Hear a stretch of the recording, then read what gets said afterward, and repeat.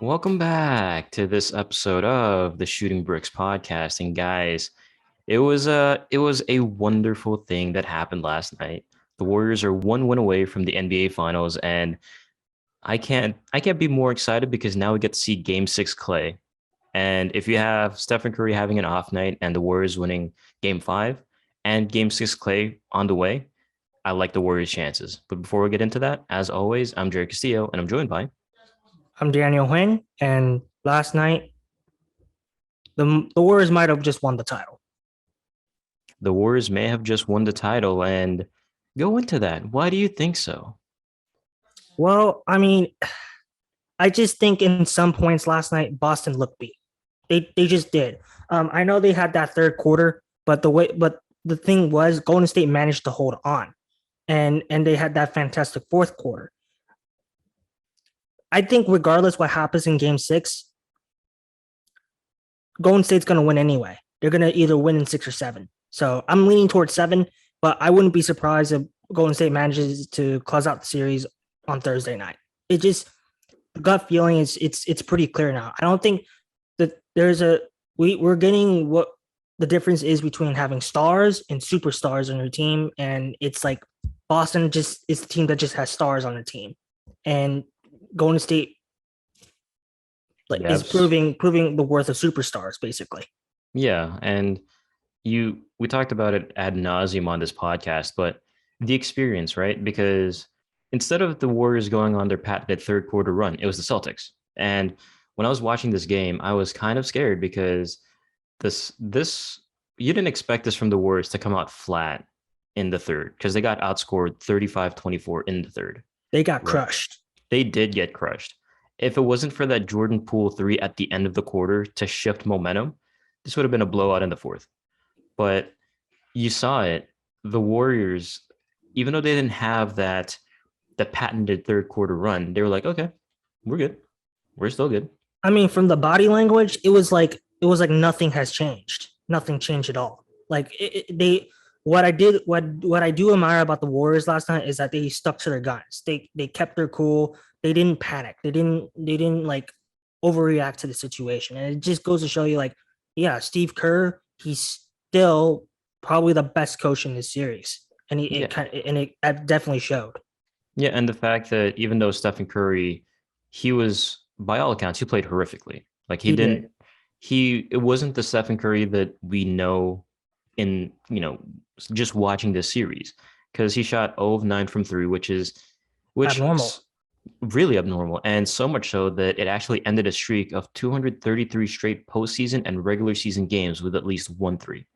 So the fact that we've been keeping track of Curry for so long, and even at some points in the game, they were just face guarding him at half court because they wanted anyone else to beat them, which they did. Shout out to Andrew Wiggins. We'll talk about him in a little bit, but the fact that the Celtics, there was a quote that Ime Udoka said after game four, after he dropped that, 43-point outburst or whatever, right? Like Ime Udoka said something to the effect of, we just haven't been guarding Steph Curry the way that we should be, and they're going to tweak that up for game five. And, props to them for holding Steph Curry to 0 of 9 from three. But like we talked about, Andrew Wiggins, the others, right? Because Andrew Wiggins, I think this was his best game. Like out of every game that he's played, this is probably his best game. 26 points, 13 rebounds, 12 of 23 from the field. He had 2 assists, which, it's fine, but he played Jason Tatum pretty well. Whoever he's guarding, he's playing them pretty well. And props to Steve Kerr, like you said, for getting that out of a guy like Andrew Wiggins. Because is it fair to say that, at least for me, when he was just hovering around 17 points a game as a number one pick, it's like, ugh, like you're kind of like a bust. Is that fair to say before coming to the series? See, here's the thing. When Andrew Wiggins got drafted, there was a lot of he was in my opinion the first of like the recent generation to come into the league. So he was coming in with a lot of hype. People were calling him the Canadian LeBron, and people like Maple honestly, Jordan. yeah. And honestly, I was expecting him to be a franchise player. Franchise player. He was gonna be the face of the franchise. For him to hover around 17 points for the first few years of his career, while other young players, outshined him, was really disappointing. So, like the hype immediately blew off. But to see this Andrew Wiggins kind of fit into this role, we kind of now understand what type of player he is. And for what it is, he excels at it. And last night, he was, in my opinion, the MVP player of the night. Right. He really stepped up when others couldn't. As a matter of fact, the biggest contributing factor to the Warriors win last night was the supporting cast around Steph Curry. Because in that first quarter, Steph, you gotta know, like, the big players, Tatum or Curry, didn't really explode at all. And it was a more well-rounded performance from the rest of the roster. So it's because of that Andrew Wiggins, fully shined. So that was basically the biggest story from last night. Yeah, and just looking at the stat sheet really quickly, Klay Thompson, 21 points, 7 of 14 from the field, 5 of 11 from three. You'd love to see it. He's just prepping for Game 6, Klay. Gary Payton had 15. Jordan Poole had 14, and including the aforementioned half-court buzzer beater or whatever it was. While on the Boston Celtics side, Jason Tatum had 27, as expected. Marcus Smart had 20, and Jaylen Brown had 18. Robert Williams pitched in with 10, but Jaylen Brown, he shot 5 of 18, that's unlike him, to be honest, right? Because we're Yeah. so used to him going off at some point. But in the first quarter, I don't know whatever the Warriors did to suppress him, I guess, but it kind of worked because he went 2 of 8 for 4 points. So, we were talking about Jaylen Brown doing so much damage in the first quarter, but then the Warriors found something to combat that, I guess. The last two games, the Warriors have found a way to slow him down, and it's worked to their own benefit, honestly. Right. And I think that's good because we know Jason Tatum is going to put up numbers, right? Yes. He's not going to do it efficiently, but he's going to put up numbers. And the way that they basically said, all right, you know what? You two can beat us, but we'll see if anyone else can beat us. And we talked about Derek White a lot, but he only had a point in this game. So I don't I don't know. I don't think as a Warrior fan, just gonna speak completely biased here. As a Warrior fan, I love to see when the Boston Celtics reserves and the others don't play as well. But as a casual observer, as a fan of the game as a whole, you would love to see these kind of performances from your two main guys. But Robert Williams pitched in 10. You just have to have Al Horford pitched in 9. Maybe if he can get that to 15, this would have been a closer game. Because for the most part, it was pretty close until that fourth quarter where the Warriors just basically dominated. Yeah, I mean, it was a competitive game for a lot of instances last night, but I think what really hurt the Celtics last night was kind of like how the game started. If you watch how the game started, Golden State came out energetic, aggressive. It was like they completely fed off the crowd, and Boston, what hurt them and hurt them in the long term was their lethargic start. Right? Mm-hmm. It kind of happened to the Warriors in Game 3. It's like they kind of dug themselves in a hole, and they created these huge expectations for themselves for the second half, and we saw that in the third quarter. But what happened was in the fourth quarter, the Warriors experience took in, and they cut and them on the road, they kind of got drowned out by the crowd. Yeah. And like you put here in the notes, the Warriors shot 52% from the field in the first quarter, while Boston shot 34. Yes. So starting out strong has always been a big sticking point, but like you said, it just didn't do Boston any favors. And then the fourth quarter, all of that stuff, it was really because at one point the score was 17-8. So Boston was already digging themselves out of a hole. And if you're playing in arguably one of the tougher arenas to play in Chase Center, and also in the finals against a proven defensive team and a proven team altogether, that's not going to bode well. Aside from game one, that's not going to bode well for their chances. I mean, honestly, if the Warriors didn't collapse in game one, this series is over. Like, this is over Absolutely. yesterday, last night. Mm-hmm. So yeah, it's sorry if I cut you off there. Were you trying to say something? I mean, honestly, yeah. Like, let's think about it. Like Boston, they got really lucky in game one. Yeah. They got lucky and like they caught the Warriors napping, and it wasn't shocking to say the least. You kind of saw it coming, but it was still lucky by far because like think about it, the Warriors were going to win that game hadn't Hmm. they had not they fallen asleep at the wheel. Yeah. And it's a it's a Jarrell saying, shout out to Relly Rel, but the Warriors were playing with their food. And their food, it didn't taste great, and that's why they lost. So this is, like I said before, this series ends in six. When's the next time they play? Thursday? Thursday, I think I'm leaning towards Boston having a 5 point close victory as a like a last hurrah to that crowd for like this is our farewell to our fans. Okay, fair enough. I've always claimed that the Warriors will win game five, demoralize Boston, so much so that they just quit in game six. But that's just what I feel like is going to happen. And considering how the Celtics played, it could be that way. Yes, they got the raucous home crowd, but at the same time, it's hard not to feel deflated after a loss like this, right? I mean, it's not a 30-point blowout, but at the same time, it's still like, damn, this is it, right? Like it's at least that's the feeling I'm taking from their loss. I don't know if you feel differently. In some instances, last night Boston, it felt like the series was going to close in six. But the third quarter kind of changed my mind a little bit because like it showed like Boston still has a lot of fight in them. So that's why I'm leaning towards they're gonna scratch out game six. But I will reiterate, I will not be shocked at all if Golden State sneaks away with a game six victory and takes the title. Yeah. Plus, again, game six Clay. I Yeah, there's game six Clay, but Boston's also very good defensively as well. So both teams are sound defensively.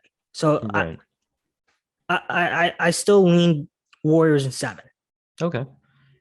Let me just throw this hypothetical out at you. Oh, it's not actually a hypothetical because it's actually happening on Thursday.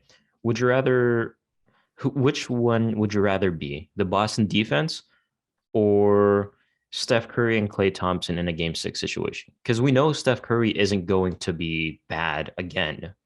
And we know game six Klay is coming because he averages almost 30 points a game in game sixes.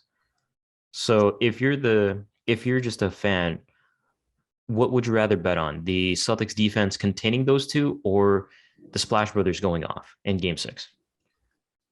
See, this is where my predictions this goes against my predictions, but logically, I'm betting on the Warriors offense because this Boston team is going to be in the most high pressured situation they've ever been. That roster is very young. And like Steph and Clay have been here many, many, many times. Yeah. They've So go on. Sorry. X's and O's wise, I'm betting on the Warriors offense. Okay. Fair enough. And also, you mentioned the Warriors being here. It's the Warriors trio of Dre, Clay, and Curry actually surpassed Tim Duncan, Manu Ginobili, and Tony Parker for the most finals victories with 20. The other three had 19. So just goes to show like they've been here a lot. That's Even if, history. yeah, To like, and in basketball terms, that Spurs big three is quite iconic. So for them to like surpass them is like that's just NBA history right there. yeah, that's they're doing something right. Like for all the mess that they've been, that people have said about the Warriors, it's hard to ignore that they're historical, and we should appreciate it while we can.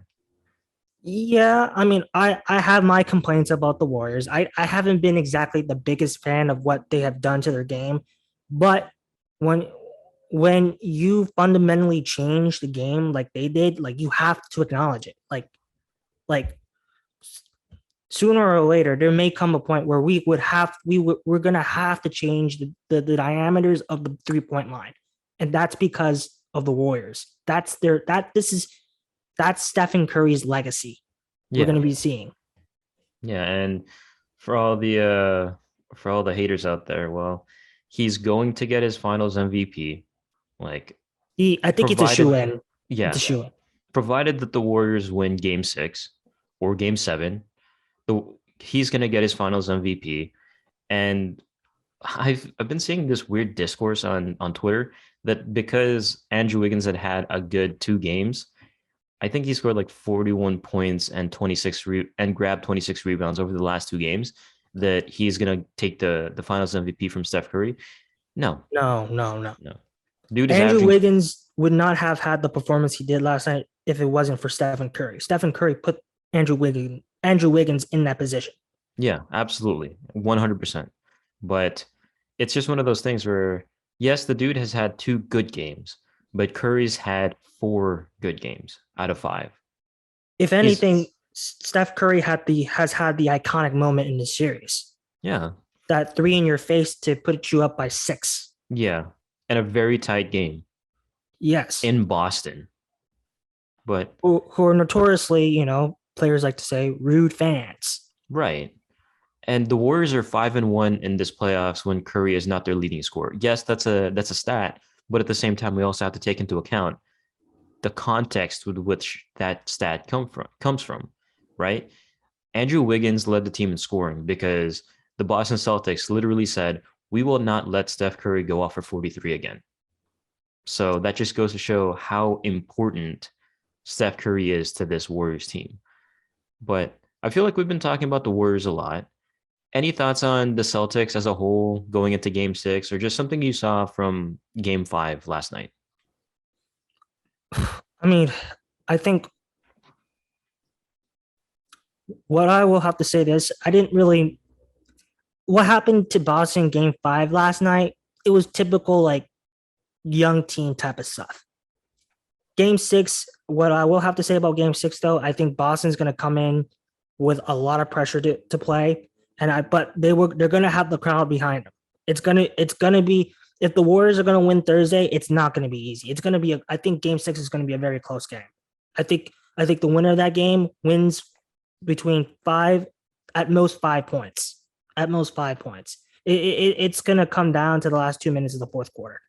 Yeah. And speaking of fourth quarter, we mentioned it pretty much a lot. But in the fourth quarter, the Celtics had 4 field goals and 4 turnovers. That's not going to do it. But No, it's yeah, not. it is a thing that you kind of have to be concerned about, the turnovers, I guess, because Jason Tatum set the record for the most turnovers in a single playoff run with 95 per StatMuse. And the Celtics are 1-7 when they turn the ball over 16 times or more. And for the entire game, they had 18. You know, the problem Boston has had over this entire series has been their turnovers. Like they've been lucky that you know, Golden State has slipped up in other areas in the series so far because Turnovers. yeah, and if you watched closely every game, Golden State has scored more points off of turnovers over Boston against Golden State's turnovers. So that like if anything, they have to clean that up like right now for the potentially the last 2 games of this series. Or else your season's done. Yeah, because if you're Ime Udoka, right, how would you go about telling your players like, hey, we need to play the best basketball we've ever played. And as 24-year-olds, 25-year-olds, 26-year-olds, this is it. You guys need to be incredible these next 2 games. How would you go about telling your team that? That's a hard thing to do. That's what they need to do to win game 6 and I win would game I 7. would try my best to be as positive as possible. Tell them like we have had a great season so far, great season. But I would tell them like guys, let's put our energy in these potentially last 2 games of the series. Give it your all. Play with all the heart you have because you never know if you're going to be on this roster next year. Who knows? Well, we know a few of them will be. Yeah, of course, but like some of those like bench sitters, like this could be Right. your best shot in a while. Right.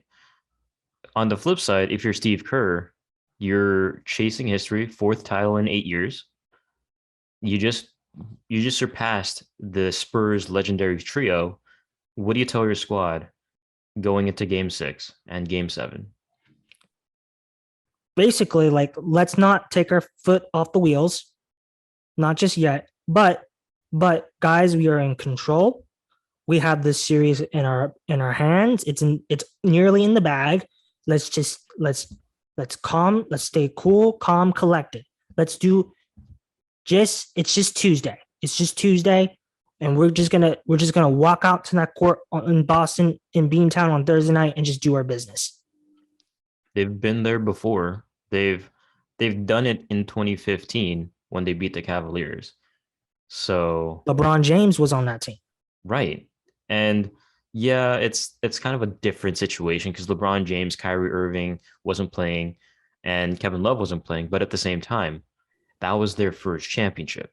So if they can harken back to that time and say, you know what, we've been here before. We've won a championship on hostile ground against one of the, if not arguably the greatest player of all time. We're okay. As long as game 1 doesn't happen again, like, I think their headspace is going to be in a pretty good spot, especially considering that, and we haven't even talked about him, like Draymond was pretty solid. He fouled out, yeah, but I guess if there should be an MVP for the Celtics, it should be Draymond because he's just like, whatever. I don't know if you have any closing thoughts on him, but Draymond was kind of a surprise last night. He kind of turned it around. He gave a lot of energy. Like he actually showed up for his team. I was like, wow. Yeah, did you see that thing on Twitter where Twitter and Instagram where Draymond had an open layup, but instead of going for it, he passes it out to Andrew Wiggins for a 3, which Wiggins bricked? Yeah, I saw that. Okay. Like, that just goes to show, like, he is in another plane of existence right now, and he's not looking to score, but the fact that the Warriors still won, that's a good sign. So yeah, he's done a couple Ben Simmons this series. Yeah, no, he put up a 2 for 12 in game 1. That's why we were like discussing, like, oh my God, if you're Steve Kerr, what do you do? Because this is one of your big 3, but he's like failing. What do we do? And then the sky is falling and our hair is on fire and all that. But yeah, any last thoughts before we wrap things up for this one? I think game 6 is going to be potentially a close end to a season. I'm still leaning this goes to 7, but I think game 6 is going to be very, very, very must-watch TV. Okay. Must-watch TV from Daniel Huynh. For me, I'll say the Warriors demoralize the Celtics, just like I said they would. This series ends in 6, excuse me. And Warriors are champions by Thursday night. And I will be happy and I will be enjoying myself if that is the case. But if you guys want to enjoy a good time, don't forget to subscribe to the Shooting Bricks podcast and leave a review on your platform of choice. It really helps us out. Lastly, make sure to follow us on @podcastbricks on Twitter, @Shooting Bricks Podcast on Instagram, and @The Shooting Bricks Podcast on YouTube for all the news and the video of this episode of the Shooting Bricks Podcast. And as always, I'm Jarrod Castillo. I'm Daniel Huynh, and rally well. We miss you. And Lightyear comes out this weekend. Lightyear comes out this weekend. I just know that he's jonesing to watch that. And probably from a galaxy far, far away, it's your boy Relly Rel Jarrell Sales. And we will see you guys next time.